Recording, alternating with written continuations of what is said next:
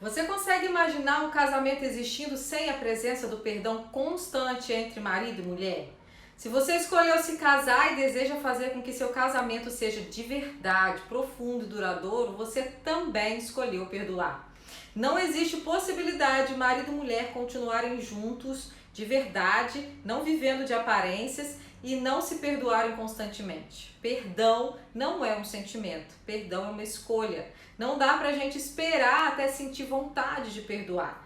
Perdoar e pedir perdão vai contra o nosso ego, os nossos desejos e tudo que vai contra a gente mesmo. É necessário um pouco mais de força para fazer acontecer, para a gente realizar. E pode ser que essa vontade de perdoar nunca chegue, né? Quando Jesus fala sobre perdão na Bíblia, ele não está sugerindo que a gente perdoe, muito menos coloca o perdão como uma condição, só perdoe se. Ele afirma que devemos perdoar e ainda acrescenta que não existe um limite para o perdão. O perdão é uma escolha e é também a única resposta saudável para um pedido de desculpas. Talvez você tenha uma ideia um pouco diferente do que significa perdão. Talvez a sua melhor definição sobre o perdão seja deixar que a mágoa ou o sentimento de traição sumam do seu coração para depois fazer o pedido, né? E logo em seguida, quando você fala aquela frase, eu te perdoo, o sentimento do amor, ele transborda no seu ser. Não sei por quanto tempo você está casada, mas provavelmente já deve ter percebido que não é assim que funciona, né? Esses sentimentos de raiva, amargura, irritação que aparecem dentro da gente quando nossos maridos cometem um erro, podem demorar a ir embora.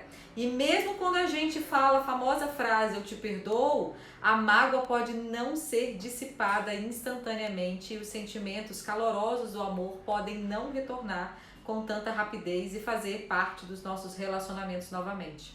Nossa mente pode nos levar a reviver a cena do ocorrido várias e várias vezes, fazendo a mágoa voltar. Isso não significa que o perdão que você liberou não tenha sido sincero, mas a situação revela muito a nossa falta de conhecimento e prática do perdão verdadeiro, que precisa estar presente todos os dias no nosso casamento. Eu quero que você hoje entenda que o perdão não é tão importante quanto saber o que significa o perdão, é também saber o que ele não é.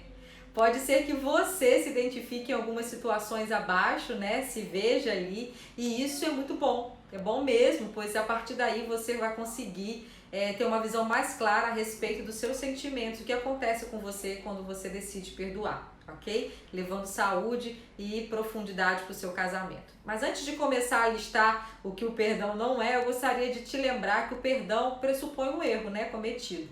Uma quebra de confiança que requer um pedido sincero de desculpas, duas partes, né? A parte que ofendeu e também requer o perdão da parte ofendida. E só assim, quando tem essas duas partes, que o relacionamento pode ser restaurado. Existem ofensas maiores e ofensas menores, mas o processo é sempre o mesmo.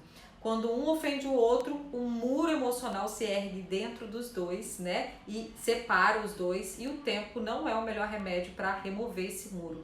Esse muro só pode ser desfeito com um pedido sincero de desculpas e o perdão genuíno. Não existe outro caminho, tá? Então eu vou começar a listar para você as definições erradas de perdão, ok? Já falei com vocês de cara que o perdão não é uma escolha.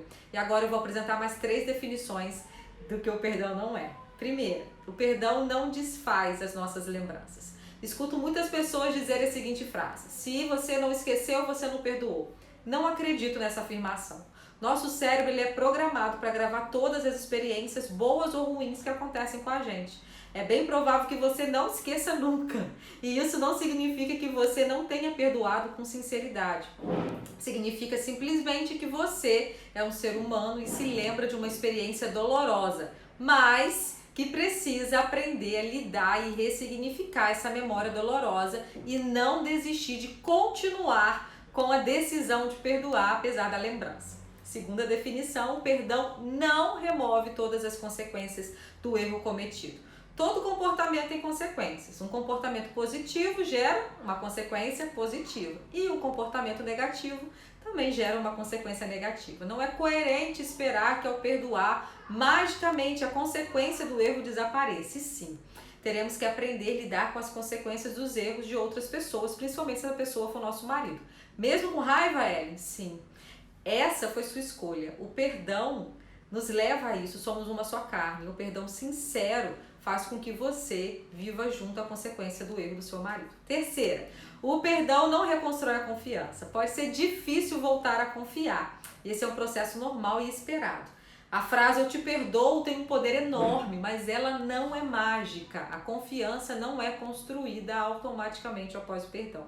É necessário trabalho, mudança de atitude para que a confiança entre o casal se restabeleça. Mas sim, o perdão de fato abre uma porta enorme para a possibilidade de que os nossos relacionamentos sejam restaurados. Então, eu falo para vocês aqui, não desistam do perdão. Perdão também é processo, não acontece do dia para a noite. A gente pode viver partes diferentes do perdão. A única coisa que nós não podemos é desistir, porque quando desistimos de perdoar, provavelmente você está desistindo de continuar dividindo uma vida de verdade, com profundidade e amor com seu marido.